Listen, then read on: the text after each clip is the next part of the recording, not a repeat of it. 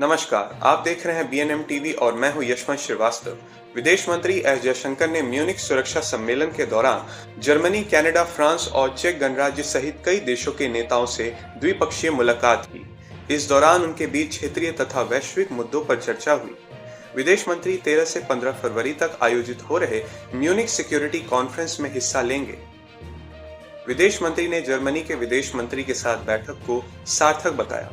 उन्होंने कहा कि दोनों पक्षों ने विभिन्न क्षेत्रों में सहयोग की प्रगति का आकलन किया और क्षेत्रीय मुद्दों पर भी विचार विमर्श किया। जयशंकर ने चेक गणराज्य के उप प्रधानमंत्री से मुलाकात कर आर्थिक और रक्षा सहयोग को मजबूत करने पर भी चर्चा की। उन्होंने इस बात की उम्मीद जताई कि निकट भविष्य में उनका भारत में स्वागत किया जाएगा। कनाडा की विदेश मंत्री अनीता आनंद से मुलाकात के बाद जयशंकर ने कहा कि भारत कनाडा संबंध स्थिर प्रगति की दिशा में आगे बढ़ रहे हैं।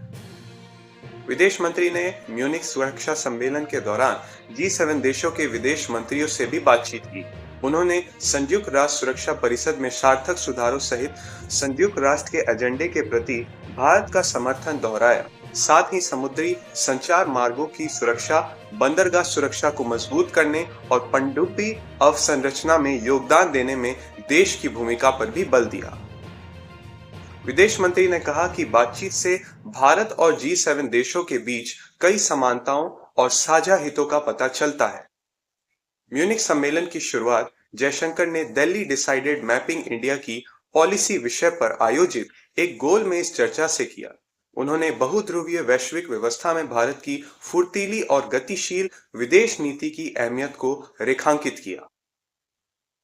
यह बैठक ऐसे समय में हुई है जब भारत ने जनवरी में 27 देशों वाले यूरोपीय संघ के साथ मुक्त व्यापार समझौता किया है, जिसे वैश्विक स्तर पर भारत की बढ़ती आर्थिक और कूटनीतिक सक्रियता के संकेत के रूप में देखा जा रहा है।